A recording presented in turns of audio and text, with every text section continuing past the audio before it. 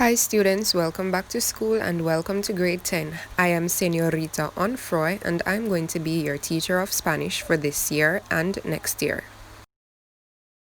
Now before we continue, I want you to just watch a very short video. Watch it very carefully.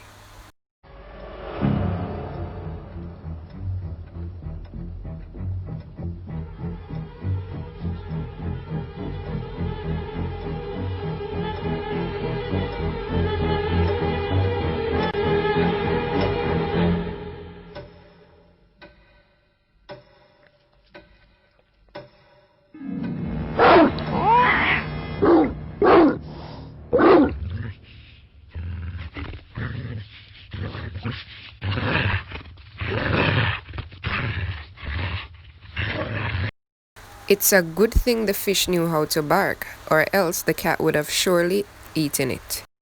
So I am so happy that you selected Spanish because it will be beneficial. So I want you to get familiar with the structure of the Spanish CSEC exam. So I'll be discussing that and then I'll be talking about the different topics that we'll be completing for this term. Now, the Spanish exam has 3 papers. Paper 1, 2, and 3, and I'll be discussing each. Listen.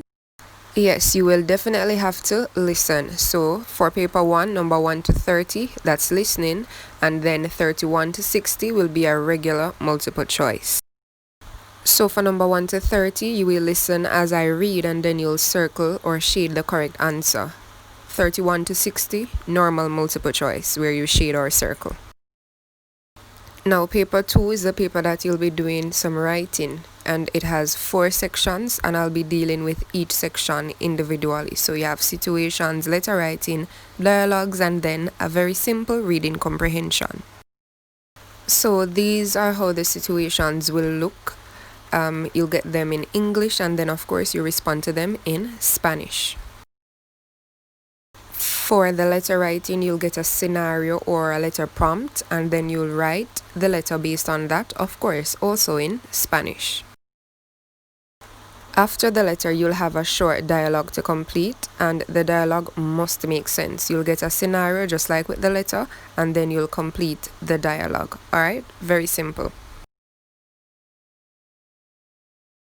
And now for the final section. Yes, finalmente, section 4, which is the reading comprehension. The reading comprehension will be in Spanish. The title will be in English. Now, the title is very important. It can help you to figure out what the passage will be about.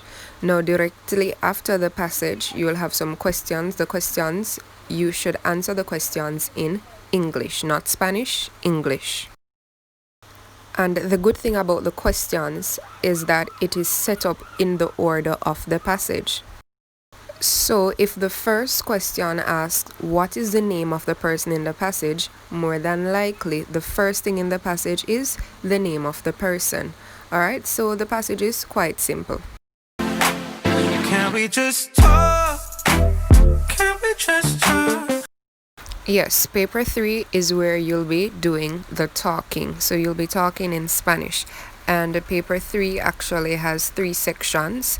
You have a reading passage, responses to situations, and then some questions. This year, due to COVID, they took out the oral situations. So those students, they only got the passages and the 16 questions. Now, the 16 questions are based on the topics that we'll be covering during grade 10 and grade 11, so you have nothing to worry about.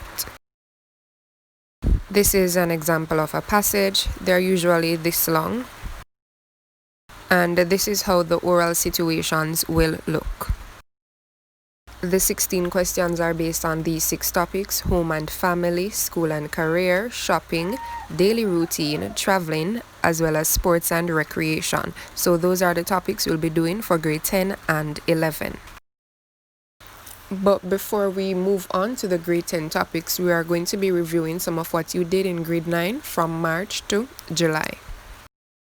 So now it's time for you to do an activity. It's time for you to work. Work. You see me heavy work. You see Now, this is a very simple multiple choice activity for you to complete. However, it's in the form of a paragraph. And don't worry, I'll post it separately. Alright, that's it for today. Adios. Goodbye. Goodbye.